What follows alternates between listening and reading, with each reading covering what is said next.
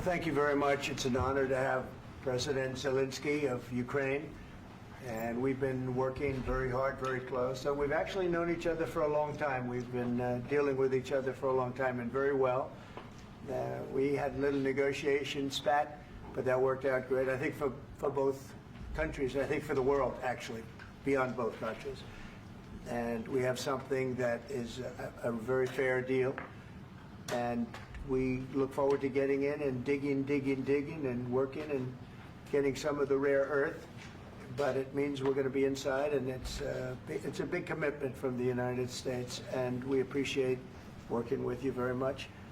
And we will continue to do that. We have had some very good discussions with Russia. I spoke with President Putin, and we're going to try and bring this to a close. It's something that you want and that he wants. We'll have to negotiate a deal. But we've started the confines of a deal, and I think something can happen. The big thing is the number of soldiers, mostly at this point, but soldiers being killed. You're losing thousands of soldiers. On both sides, we're losing a lot of soldiers, and we want to see it stop. And we want to see the money get put to different kinds of use, like rebuilding. And we're going to be working very hard. But we've had a lot of very good conversations. I will say until we came along, the Biden administration didn't speak to Russia whatsoever. They didn't speak to anybody. They just allowed this to continue.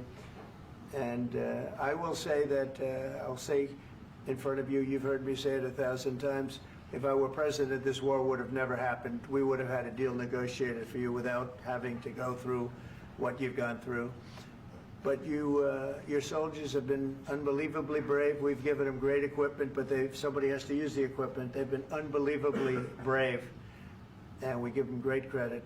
This was supposed to be over very quickly, and here we are 3 years later.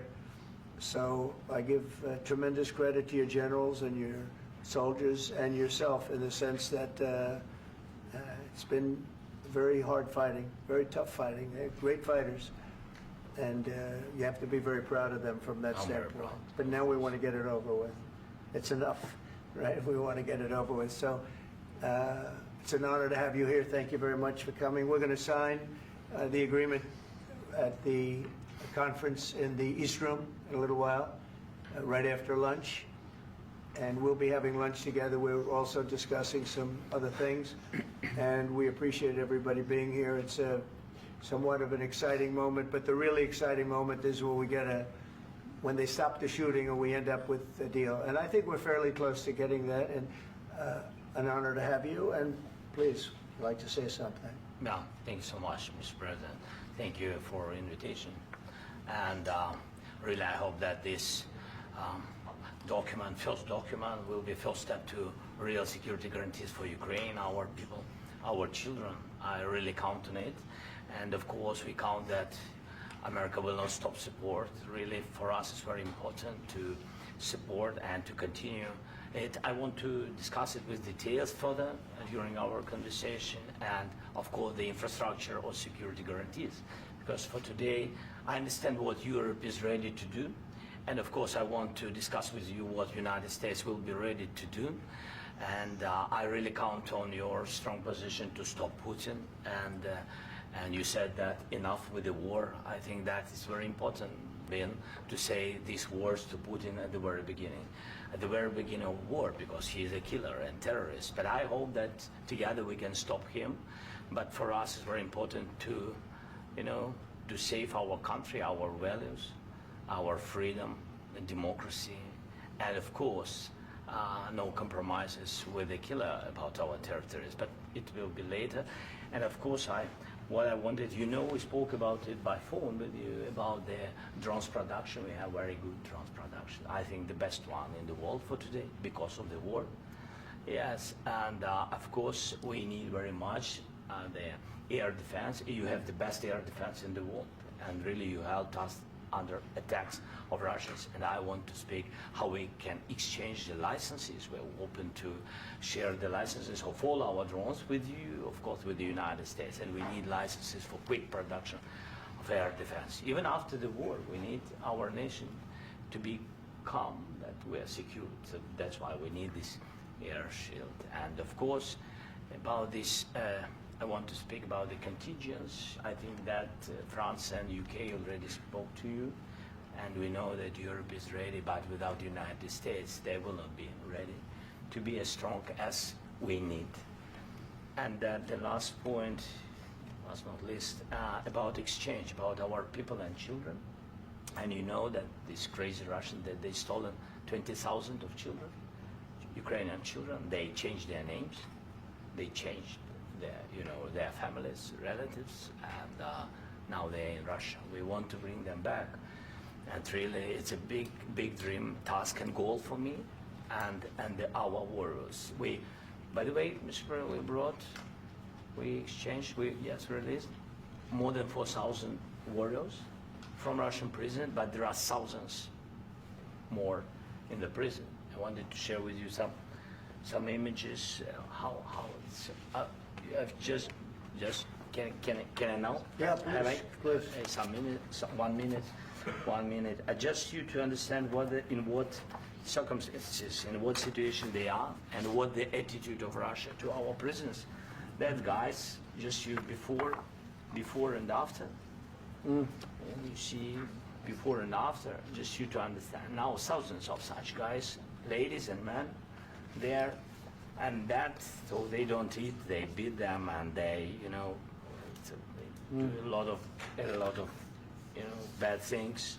So out of, even during the war, there are rules. Everybody knows there are rules during the war. So these guys, they don't have any rules. You see that 50, 60 kilograms left, and a lot of such things. And I didn't want to show you what the changes with images of children, because I will just share with you. And I mean, it's looking tragically. Yep, that's tough stuff. Yeah, I wanted very much to give you, and you see. Yeah. This is pastor, by the way. They stolen pastors because it's not Russian church. They stolen pastors and moved pastors to the prison. At the end of last year, we brought 3 pastors, and we could exchange them. And this is pastor, you see. Yeah, that's tough. Yeah. So I mean, this I wanted to show you, and this. So thank you very much. We want to get that ended, right? Yeah, of course. We And want. I think we will. And We have to, of course. do you have any questions, please? Thank you, Mr. President. With the, how much money is the U.S. going to put into the fund that is being created today, and how does this provide long-term security for Ukraine? Well, we don't know exactly how much, because we're going to be putting some money in a fund that we're going to get from the raw earth that we're going to be taking and sharing in terms of revenue. So it's going to be a lot of money will be made from the sale and from the use of raw earth. And as you know, our country doesn't have much raw earth. We have a lot of oil and gas, but we don't have a lot of the raw earth. And what we do have is protected by the environmentalists, but that can be unprotected, but still it's not very much. They have among the best in the world in terms of raw earth. So we're going to be using that, using it for all of the things we do, including AI and including weapons and the military, and it's really going to very much satisfy our needs. So it's something that just worked out really well. We have a lot of oil, and we have a lot of gas, we have a lot, but we don't have raw earth. So this has just about every component of the raw earth that we need for computers, for all of the things we do. This puts us in great shape. And on long-term security for Ukraine, how does this provide it? I think they're going to have great luck. I think once we make the agreement, that's going to be 95% of it. They're not going to go back to fighting.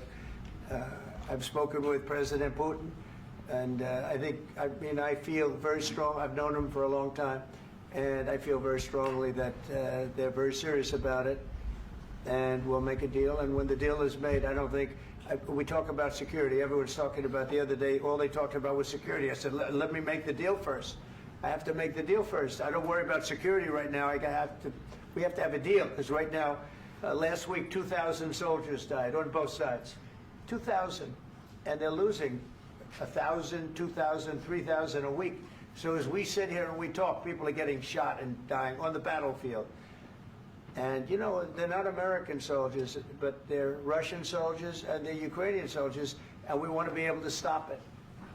And we want to be able also to spend money on other things. We don't want to, this is a tremendous amount of money. And what the Biden administration did was terrible. They were giving money, but he had no security on the money.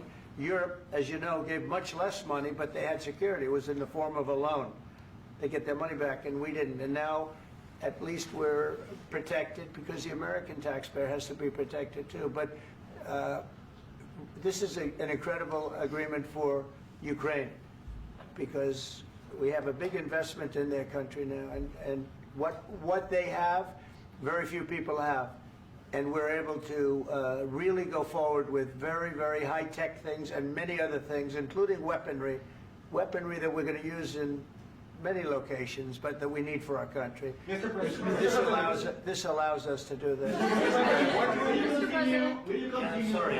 sending military aid? Yes, go ahead, please. If I can just, yes. In the document, there is one of the very important points. If we speak about business and investment, we never had LNG terminals in Ukraine. This document will open. I mean, the next document, but anyway, here we see in the framework, we see really goodwill for this. LNG terminals for us is very important, and I think for security of European continent. We have the biggest storage, gas storage. We have the biggest in Europe. Yes, yes, and we can use it. Use it for LNG. Use it for LNG, and we will do it. And really, we can help Europe because Europe really helped. President Trump said that they made less support, but they are our friends and they are our very supportive partners. They really gave a lot, Mr. President. They did. They gave a lot, but they gave much less. No. Much less. No. No. No. Okay. Okay.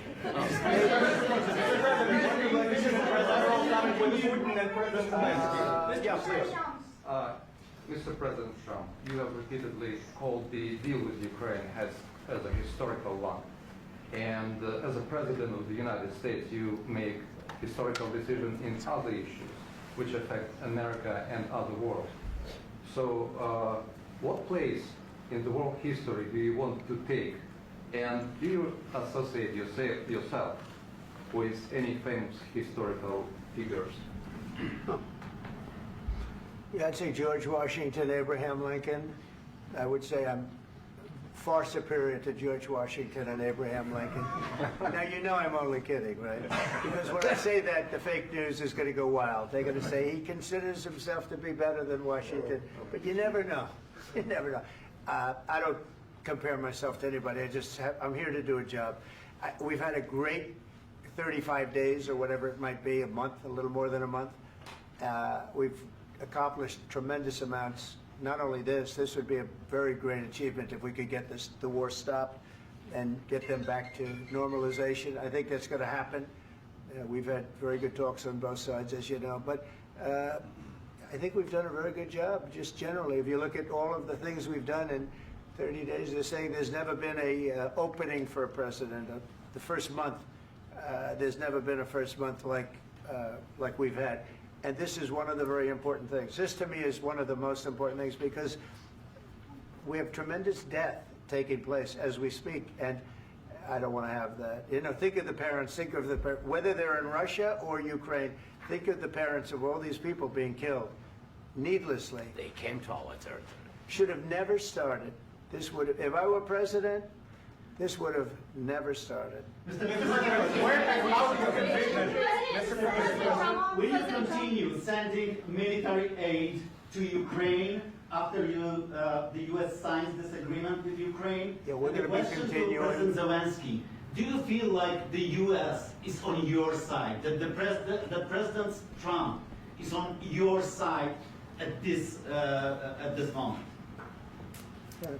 What do you think? He wants to know, do you think that, sort of a stupid question. I guess we wouldn't be here if I wasn't. I think that the United States on our side from the very beginning of occupation, and I think that President Trump on our side, and of course, I'm sure that the United States President will not stop support. This is crucial for us. It's important for us. Yes.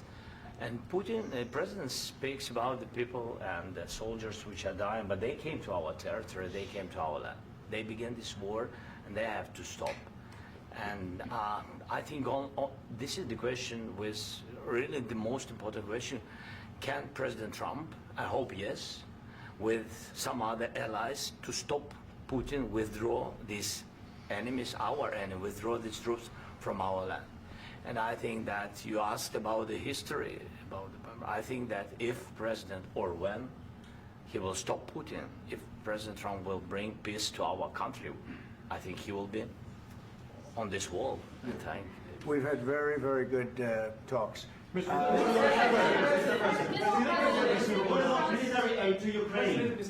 President Zelensky just said that there will be no compromises with Vladimir Putin. I just wanted to ask both of you, firstly, are there compromises that you think that President Zelensky is going to have to make? And President Zelensky, is there anything that you might be thinking that you may be able to offer or bring to the table, for example, elections? Thank you. I think you're going to have to always make compromises. You can't do any deals without compromises. So certainly he's going to have to make some compromises, but hopefully they won't be as big as some people think you're going to have to make. That's all. That's all we can do. I'm here as an arbitrator, as a mediator to a certain extent between two parties that have been very hostile, to put it mildly. They've been very hostile. There's been a vicious war. There's been a vicious war. You know, it's a very level battlefield, and those bullets go out, and as I've said many times, we were talking about it with Pete, many times the only thing stopping those bullets is a human body. And in the case we're talking about, generally young human bodies are stopping a lot of bullets. It's dead level. That's why it's great farmland. It's great land. It's great farmland, but there's very little protection against the bullets that are being, and other things that are being shot. So all I can do is see if I can get everybody at the table and get an agreement. And I think we're going to end up with an agreement. Otherwise, I wouldn't probably be even here today.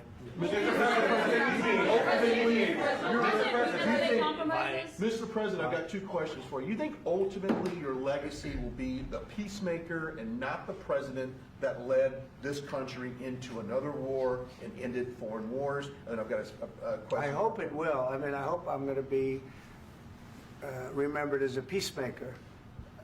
This would be a great thing if we could do this. I'm doing this to save lives more than anything else. Second is to save a lot of money, but I consider that to be far less important. So I hope I'm going to, thank you, Brian, for that question. It was a nice question. I hope I'll be known and recognized as a peacemaker. This would be a great thing to solve. This is a very dangerous situation. You know, this could lead to a third world war. This was headed in the wrong direction. If this election were lost, if we didn't win this election, and we won it by a lot, that was a mandate. We won every swing state. We won the popular vote by millions and millions of votes. We won everything. The districts, you look at the areas of red, take a look at a map. This was a big mandate, and this was one of the things. I said, we're going to get this thing settled.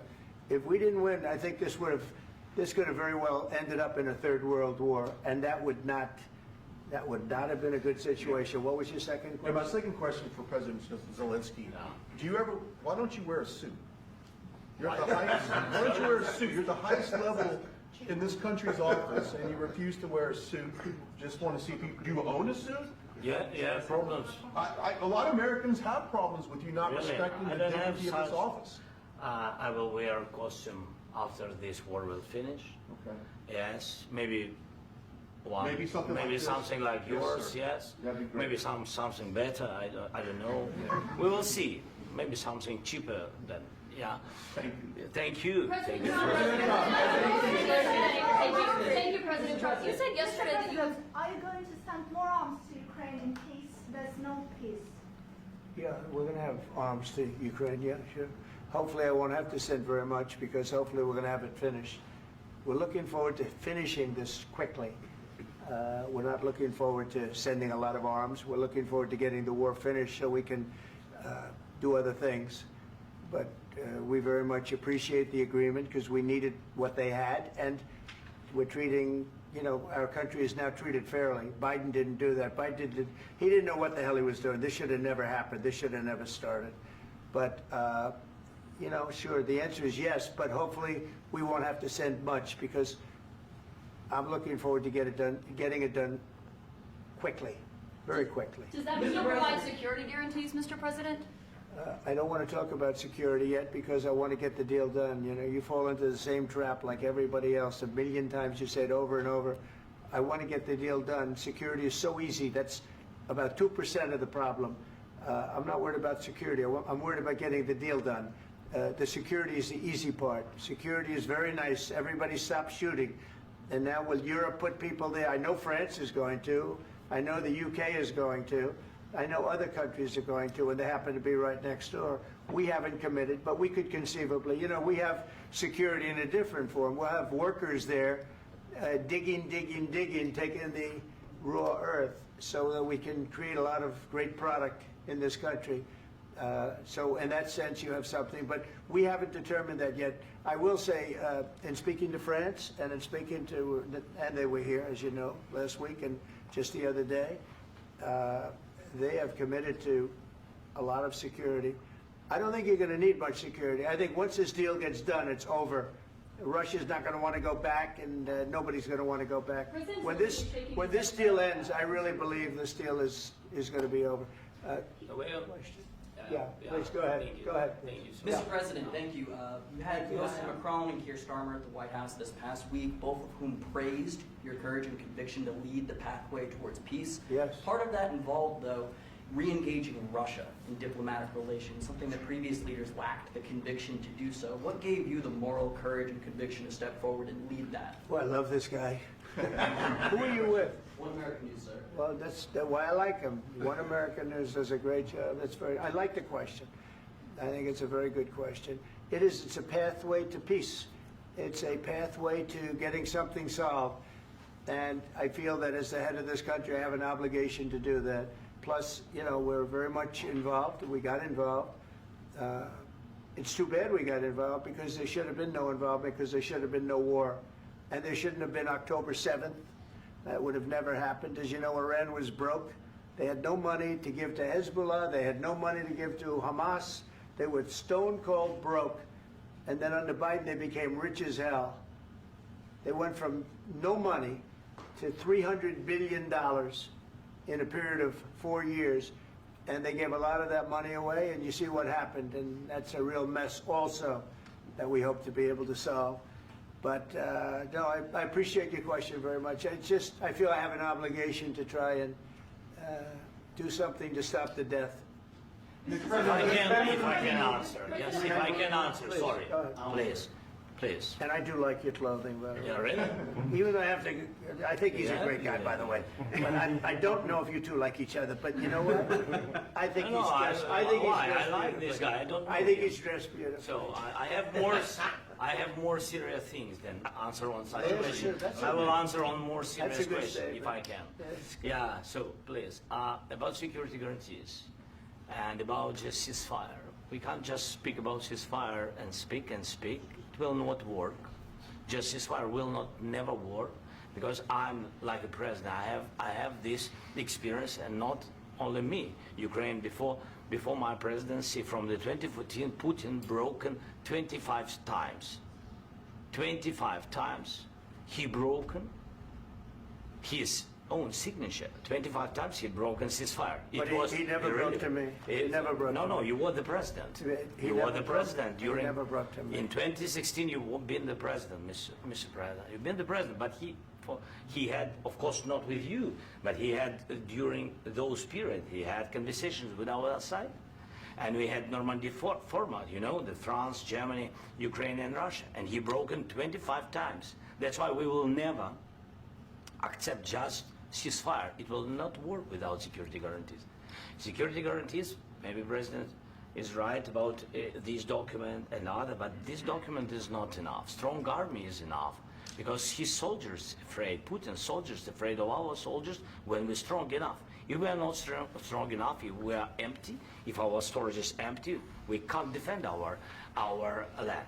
Today, you know, he knows that we have, all the world knows that we have meeting, yes? Why he's using ballistic?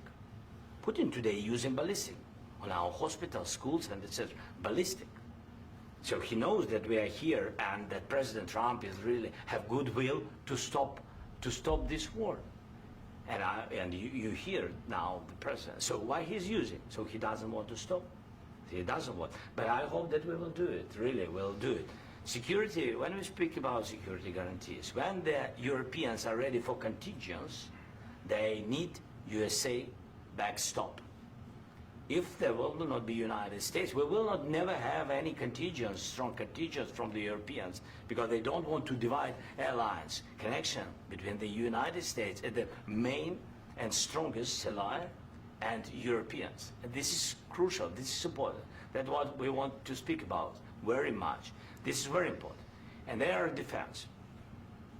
So air defense, really, we have big deficit with all these systems, and we need to provide this. We need it very much. Otherwise, Putin will never stop, and will go further and further. He doesn't want. He hates us. You know, it's not about me. He hates Ukrainians. He thinks that we are not a nation. He thinks, and he shared these thoughts. I think maybe with your team also. I don't know, but with all the Europeans, in media, officially and not, he always said that there is no such country, such nation, such language, and such life like Ukrainian. No, he really doesn't respect all the Ukrainians, and he wants to destroy us. And you are right, Mr. President. That's 2%. This document, maybe other documents, it's a very good start, very good, but it will not enough to stop this person. Should Russia pay to rebuild Ukraine? Mr. President, after these Should Russia pay to I asked rebuild Ukraine? They have to Zelensky pay. this question. He This doesn't is the like rule. because This is the rule of because the war. I'm This is sorry. the rule of the war. During all the centuries, all the history, this is the rule of the war. Who began, those pay. Do you agree This with is the that? rule. Putin began this war. He has to pay all money for innovation. He has to pay.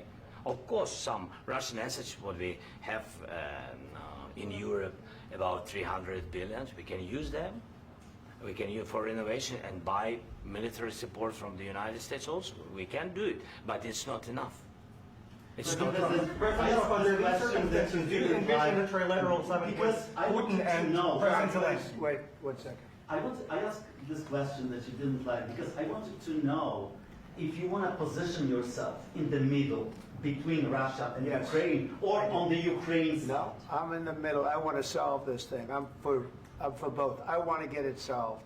And it's wonderful to speak badly about somebody else, but I want to get it solved. If we can solve it, great. If we can't solve it, they're going to have to fight it out, and who knows what's going to happen. But I want to see it get solved. May I follow up? One more question about U.S. troops in Europe. After Russian invasion of Ukraine, your predecessor sent additional troops to Eastern Europe, including Poland, my country. Yeah. Are you committed to keeping these troops on the eastern flank of NATO in the future? I'm very committed to Poland. I think Poland has really stepped up and done a great job for NATO. They, as you know, they paid more than they had to. They are one of the finest groups of people I've ever known. I'm very committed to Poland. What about Baltics? Poland's in a tough neighborhood, you know. What about the Baltics? The Baltics, they got a lot of, it's a tough neighborhood too, but we're committed. We're going to be very committed, and we're committed to NATO. But NATO has to step up, and the Europeans have to step up more than they have. And I want to see them equalize, because they are in for far less than we're in, and they should be at least equal. You understand that?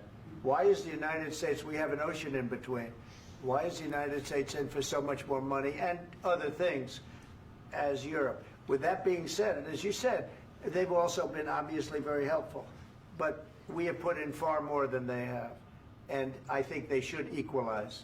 Mr. President, Please, go ahead. about the agreement again today, what changed between the first time that Secretary Bessent gave President Zelensky the agreement and today for the signing? We made a deal. So What was the I'm just- deciding factor? I'm a business person. We made a deal. That's what changed. Mineral- I didn't think we were going to make a deal, and we ended up making the deal, so that changed. Mr. President, what and how do you envision a trilateral summit with President Zelensky and Putin. I don't know, under but these well, they circumstances? don't like each other. I can tell you that. Okay? They do not like each other. This is not a love match, and it's unfortunate. That's why you're in this situation. The United States should not have allowed this to happen. Okay? The United States, run by a man that didn't know much. I'm going to be very nice. Run by an incompetent person, very incompetent person, should never have allowed this to happen. I've stopped wars. I've stopped many wars. My people will tell you, I stopped wars that nobody ever heard about. I stopped wars before they ever started. You can look at some of, I could give you a lot of nations that would tell you right now they were probably going to war. I could tell you right now there's a nation thinking about going to war on something that nobody in this room has ever even heard about. Two smaller nations, but big, still big. And I think I've stopped it. But this should have never happened. Mr. President. Sorry, just a second. About any negotiations. First of all, I want really to tell you, and I think that everybody understands that Ukraine, more than Ukrainians, nobody wants to stop this war. But at the future, any negotiations, it's understandable that two sides of the war, not Russia and the United States, because this is not the war between Russia and the United States. This is war of Russia against Ukraine and Ukrainian people. So these two sides will be at the anyway will be at the negotiation table. Then of course United States, like the strongest partner of the Ukraine, and of course Europe. I think Europe is very important. I want to speak about it with the president. Yes, Europe is very important for us because we really defend Europe for today. All Europeans really recognize that we are defending the line, and they have real life, and our people are dying. That's why they helped us. And also, it's about the NATO. Yes, between, like the president said, you have big, nice ocean. Yes, between us. But if we will not stay, Russia will go further to Baltics and to Poland, by the way. But first to the Baltics. It's understandable for them because they've been in the USSR. You know, they've been one of the republics of the USSR, and Putin wants to bring them back to his empire. It's a fact. And when he will go there, if we will not stay, you will fight. Your American soldiers, it doesn't matter, do you have ocean or not, your soldiers will fight. Mr. President, would you be willing to visit Ukraine, maybe Kiev or Odessa, which is going to be a 30-year-old Black Sea? It was my question. I'm sorry. I don't want to talk about Odessa now. Let's not talk about Odessa. I want to talk about making a deal, getting peace. We don't have to talk about Odessa, but a lot of cities have been destroyed. A lot of cities that are not recognizable. There's not a building standing. No. And a lot of things have to Mr. President, you have to come and to look. No. We have very good cities. Yes, a lot of things have been destroyed, but mostly cities alive, and people work, and children go to school. Sometimes it's very difficult. Sometimes closer to front line, children have to go to underground schools or online, but we live. Ukraine is fighting, and Ukraine lives. This is very important. And maybe it's Putin is sharing this information that he destroyed us. No, he lost 700,000 people, 700,000 soldiers. He lost everything. Yes. So, Mr. President, one more. I mentioned Poland. Please, go ahead. When did you last speak with President Putin, and what did he say that? A couple of days ago. And what did he tell you that gave you the assurance that he wanted peace? Well, that's what I do. My whole life is deals. I know pretty good. And I've known him for a long time. I've dealt with him for a long time. He had to suffer through the Russia hoax. You know, Russia was a hoax. It was all Biden. It was nothing to do with him. So he had to suffer through that, and he was able to do that. I think that he wants to make a deal, and he'd like to see it end. That's all I do. That's what I do. My whole life, that's what I do is make deals. And I'm in the middle of a mess because this is a real mess. It's a very dangerous one. If this doesn't get solved now, it's not going to get solved for a long time. So I hope we're going to get it solved. In the back, please. Thank you, Mr. President. Prime Minister Starmer claims repeatedly that his government believes in free speech and was not engaged in censorship. But his country's government arrests people for memes and thought crimes, and even more worrisome is pressuring American companies to censor Americans on his behalf. How can he be a reliable, trustworthy partner when he says things that are demonstrably false on such an important topic? Well, we actually spoke to him about that yesterday, and we thought they took it very, very much too far. JD was very strong on it. So was I. So was Marco. And we've been speaking to him about it. Marco, would you like to say something about that? We have concerns, obviously, with the conduct of those, particularly as it impacts Americans. And there's real concern that American speech, which is online, could fall into the hands of British or any country's jurisdiction. And so this is a point the Vice President made of Munich, and I think it's a very compelling one, that what unites us with Europe, as much as anything else, is these shared values, and one of them being free speech. And so if Americans are threatened by it, we're going to need to take action in that regard. Mr. President. It's actually a very important question. We spoke about this in detail with the Prime Minister, the Foreign Secretary, and others at lunch yesterday, and I know that Secretary of Commerce Lutnick followed up in private meetings last night. This is really important. We believe Americans have the right to speak their mind, even if we in this room disagree with them. They have the right to speak their mind in the public square, which is often online these days. And we're going to defend that right as it pertains to American companies and American citizens vigorously if we have to. I do think that under the President's leadership, we're going to find common ground with our friends in the UK on this question, but it remains to be seen. The principle that will guide us is we believe in free speech in this country, and we'll fight for it for American citizens. Mr. President, on the deal, is there any other oil and gas component to the deal? Is it all critical? A little bit. We'll see. On LNG? But we're not really looking for that so much. We got a lot. We have more than anybody in the world, by far. So no, we're not talking about it too much, but a little bit. I think it affects also, but for the most part, no. And sir, is there any agreement from Ukraine to purchase U.S. LNG as part of the deal, or is that on the table at all? No, we don't need that. Mr. President, I just wanted to ask you about, you just mentioned that you guys spoken to Vladimir Putin a couple of days ago. Just to be clear, that's a new call, not the one that you... I've spoken to him on numerous occasions. Okay. And how was the latest call? What did you discuss? How did it go? Are you serious with that question? I am. I'd love to know. It went well. I think we're going to have a deal. On the minerals deal, Mr. President, some of those minerals are in the east of Ukraine, not far from the front lines and in areas that Russia has occupied. Will you direct President Putin to withdraw his forces from those areas if there's U.S. interest? Well, we'll take a look at the time. We have a lot of area. It's a very big area we're talking about, so we'll take a look. I'll study that and I'll see. And who would protect those minerals if they are U.S. interest? Would that be Ukrainian forces? They'll be protected. The agreement will protect them. U.S. The agreement, yeah, we're signing an agreement. You know? Right, but what if Russia tries to invade or there's Russian aggression in those spots? I just told you, I don't think that's going to happen. And if that were going to happen, I wouldn't make a deal. If I thought that was going to happen, I wouldn't make a deal. Some people may wonder why... You know, they ought to focus on CNN on survival, not asking me these ridiculous questions. Focus on surviving, because CNN's got such low ratings, I don't think they're going to survive. Let's go.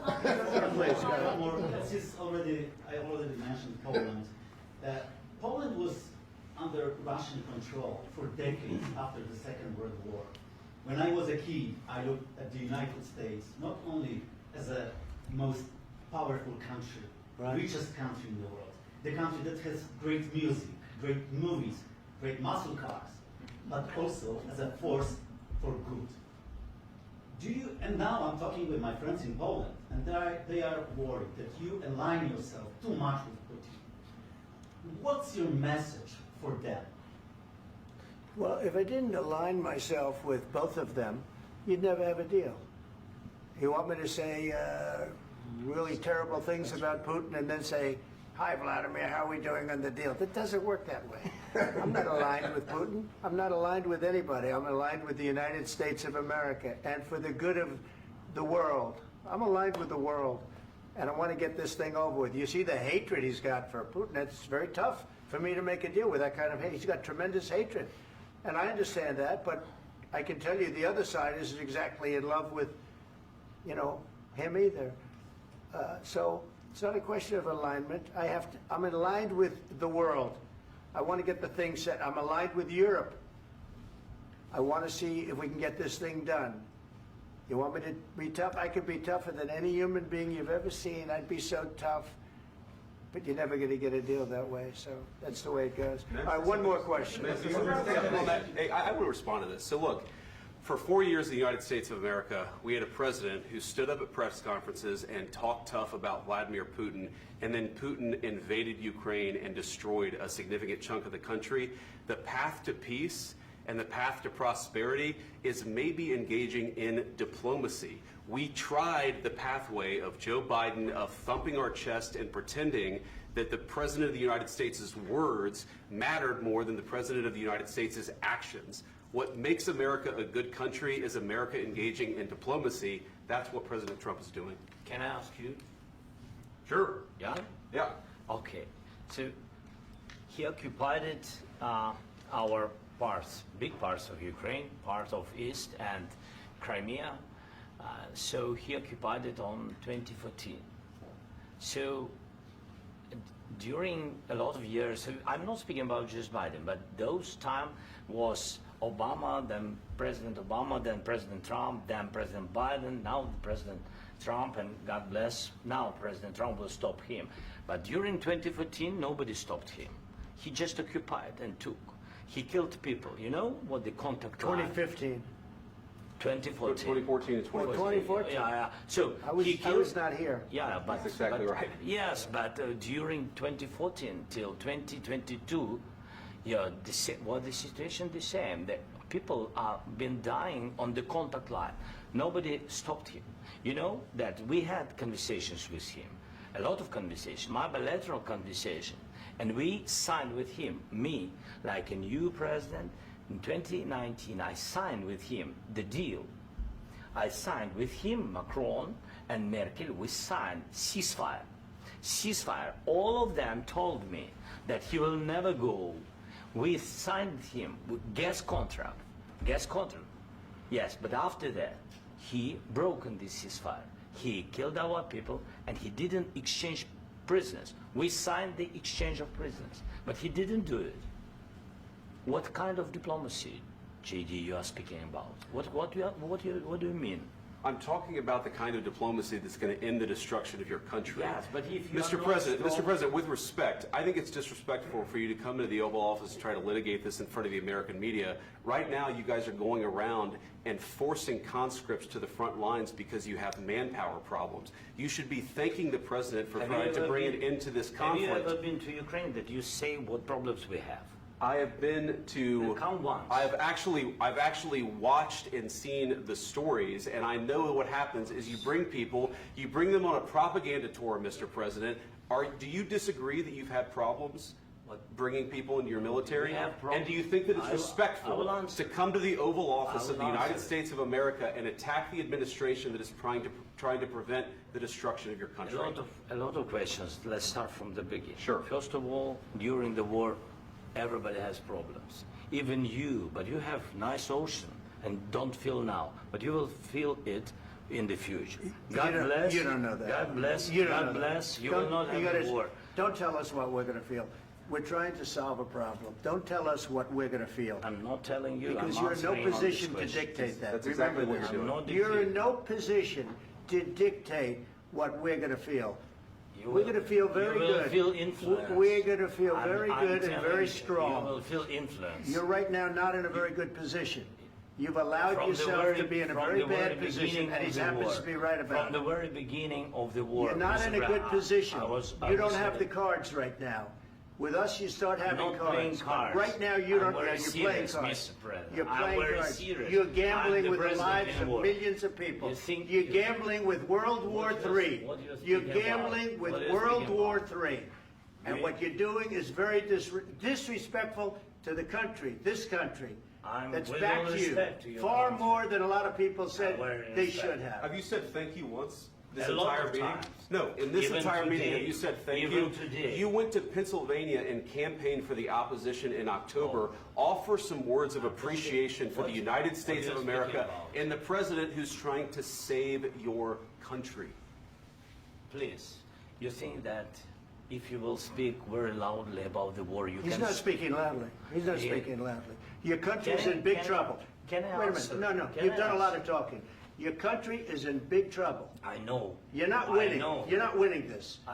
You have a damn good chance of coming out okay because of us. Mr. President, we are staying in our country, staying strong from the very beginning of the war. We've been alone, and we are thankful. I said thanks You haven't in been this alone. cabinet, You and haven't not been only alone. in this We cabinet. gave you, through I this said stupid thank- president, $350 billion.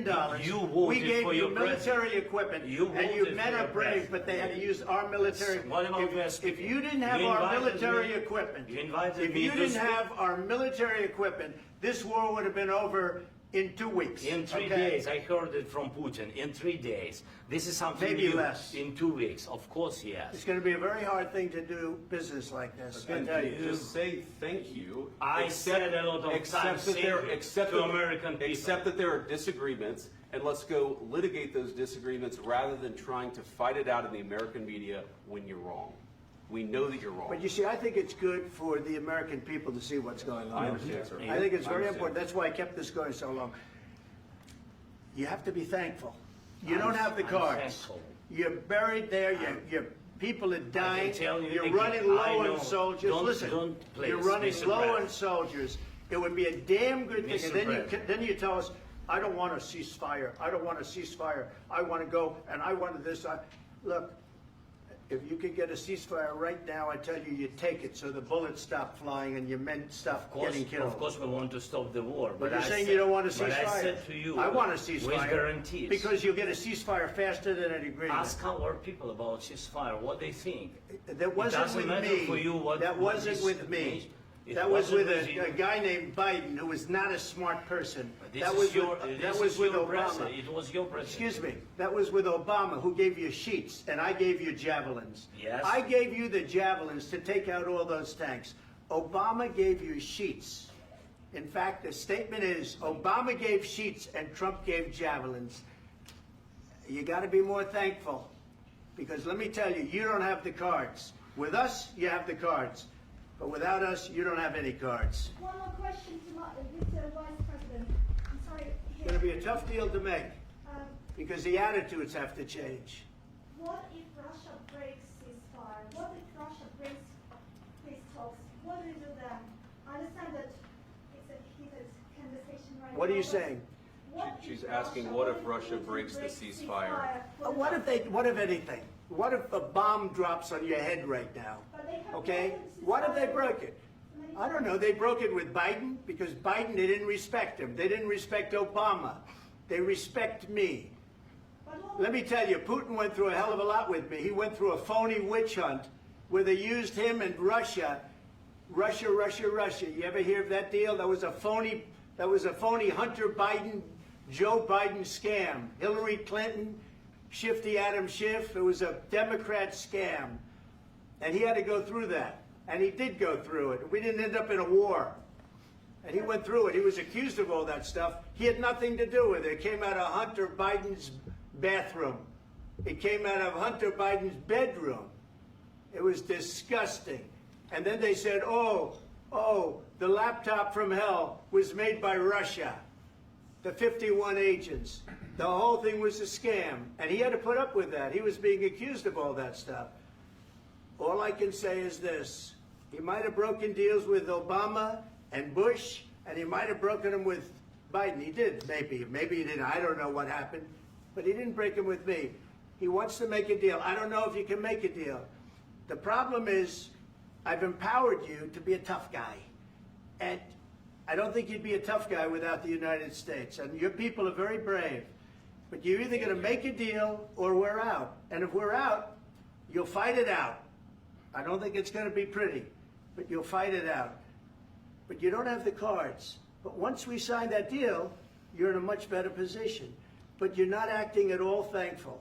And that's not a nice thing. I'll be honest, that's not a nice thing. All right, I think we've seen enough. What do you think? Huh? This is going to be great television, I will say that. All right. We'll see what we can do about putting it together. Thanks.